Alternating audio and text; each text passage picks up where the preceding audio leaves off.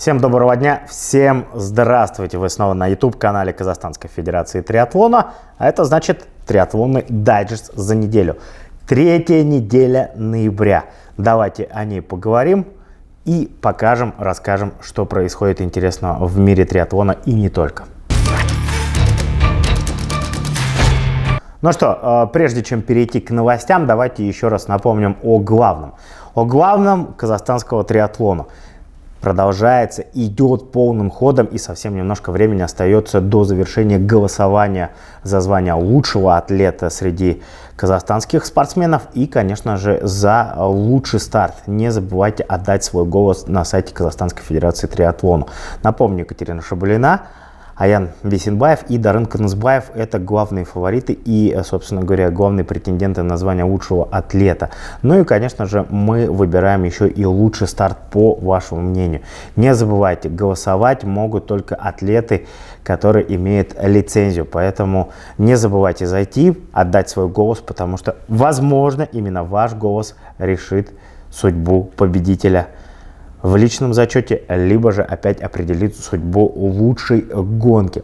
Но пока проходит голосование, пока, скажем так, вы голосуете и активно пользуетесь клавиатурой и мышкой, атлеты в это время потихоньку проходят сборы. Так, на этой неделе в столице Казахстана в Назарбаев университете началась учебно-тренировочная неделя, и ряд спортсменов, ряд атлетов, членов национальной сборной, молодежной сборной потихоньку приступили к тому, чтобы уже себя начать подводить к следующему году. Как говорится, готовь сани зимой, да? Но в данной ситуации, наверное, готовь себя именно зимой для того, чтобы уже начало года не проспать. Плотный график, достаточно загруженная работа, помимо традиционного бассейна и ОФП, конечно же, велостанки, все по полной программе, причем все это проходит в насыщенном, я бы сказал, графике нон-стопа. Ну, собственно говоря, вы сами это можете понаблюдать. Астана Казахстан Тим, велокоманда, велогордость нашей страны, на этой неделе объявила о том, что приступила к созданию и фактически уже сформировала состав для команды до 23 лет. В основном именно такие гонщики с таким возрастом будут собраны в этом коллективе. Как отметил Александр Винокуров, эта идея давно вынашивалась, эта идея давно планировалась, но вот только сейчас, после определенного времени и после ряда ситуаций, удалось наконец-то воплотить в жизнь этот проект. Сейчас команда проходит аккредитацию, сейчас все формальности юридические и бумажные будут улажены.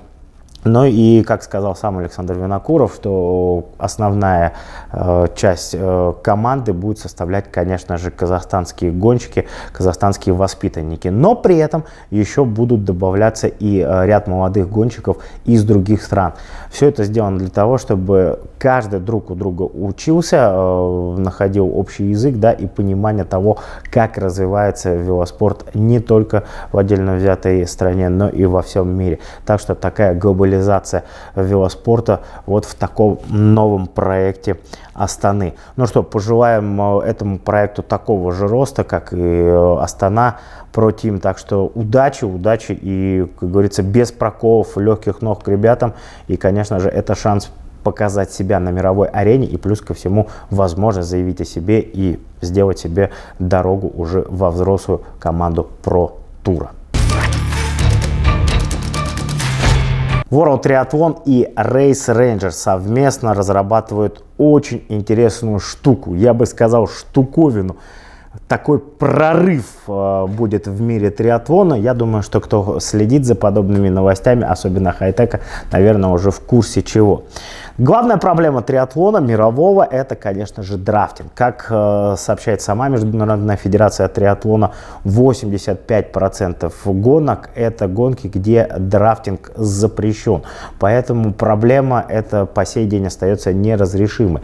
Как правило, на большинстве гонок эти все замеры, драфтинг определяется визуально, субъективно при помощи судейских работников, поэтому у каждого свое мнение и у каждого, скажем так, свой глазомер. Так вот, Race Ranger, да, как вы можете догадаться из названия, гоночный полицейский, вот такую штуку сейчас придумывают и обкатывают. Два блока будут крепиться спереди и сзади, соответственно, байка, и эта штука будет автоматически определять ваше расстояние, причем в режиме реального времени. Это могут отслеживать как судьи, я думаю, что в дальнейшем это могут будет отслеживать и сами участники, и, скорее всего, их тренерский персонал. Приложения через онлайн, какие-то гаджеты, в общем, все это в режиме реального времени. Ну и как отметила Марисоль Касада, World Triathlon — это одна из самых прогрессивных федераций и мировых тенденций, где спорт постоянно пытается шагать в ногу со временем. Поэтому вот эта разработка, которая со следующего сезона начнет свою обкатку в ряде гонок, она, в свою очередь, я думаю, что в дальнейшем, если, конечно же, получит положительный отзыв, а я думаю, что все к этому идет, то тогда вот большинство гонок, где драфтинг запрещен, будет это наличие Race Rangers обязательно. Очень интересная штука, будем следить, самим любопытно, как это все будет работать, поэтому держите в курсе, оставляйте свои комментарии и скажите, что вы думаете по этому поводу, как вам вот такое нововведение Race Ranger. Challenge Family Group и Ironman объявили о том, что потихоньку гонки будут возвращаться в южное полушарие. Так уже объявили дату и сообщили о том, что половинка пройдет в Чили, в прекрасном месте. Город Рос, так называется дословно, если перевод порта Варос. В Чили примет очень такое сочное и красочное место, по крайней мере, вот можно зайти в YouTube в Чили и посмотреть просто вот этот город, озеро обалденное, пейзажи классные, в общем, акватория, которая позволяет провести гонку в самых спокойных условиях. Так что, если вдруг у вас будет возможность и календарь заглянуть в Чили, то милостью просим. Эта гонка ожидается, я думаю, с большим интересом и, по крайней мере, на континенте Южной Америки должна вызвать неподдельный интерес. Но еще одна гонка уже пройдет в Южной Африке, в заливе Нельсона Манделы. Там тоже потрясающее место.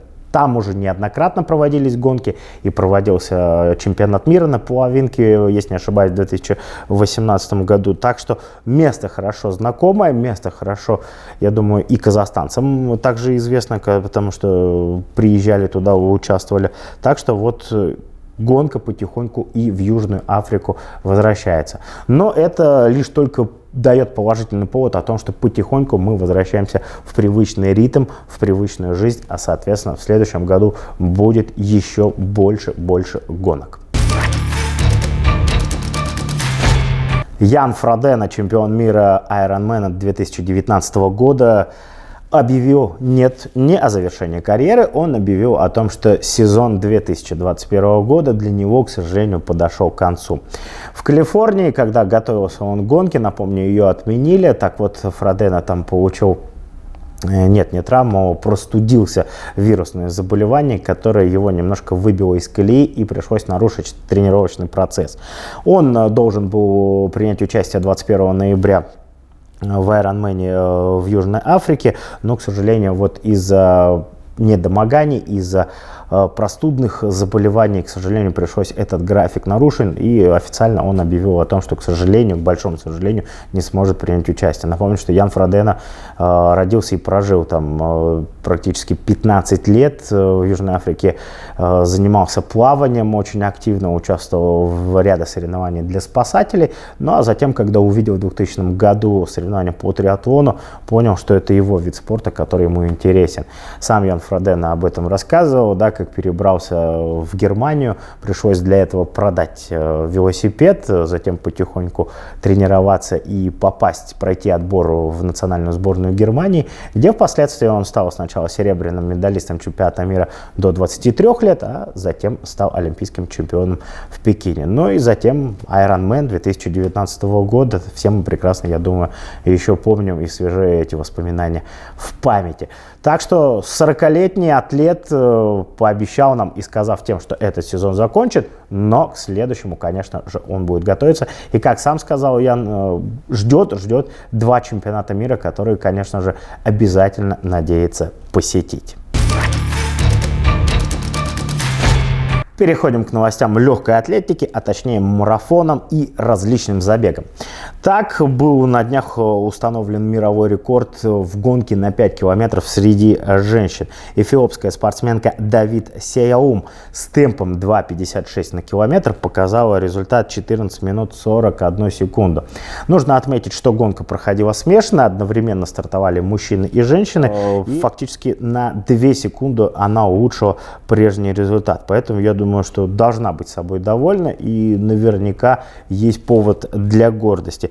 Тем более, что нужно отметить, что для эфиопской спортсменки это всего лишь был 4-й старт подобного уровня. Ее коронная дистанция 1500 метров в зале, поэтому вот на улице, на шоссе, я думаю, что тоже было для нее немножко необычно. Но тем интереснее и, наверное, приятнее победа в подобной гонки. Так что поздравляем эфиопскую спортсменку. Ну, я думаю, что желаем, конечно же, не останавливаться.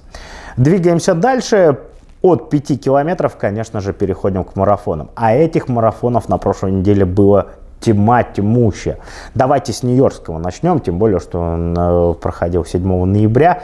Гонка, которая, конечно, известна по всему миру, славится, ну, не знаю, своей популярностью, и только ленивый, наверное, не знает о такой гонке, о таком марафоне. Ну и опять же, пробежать нью-йоркский марафон, это, наверное, дорогого стоит. Попасть туда, это тоже маленькое событие.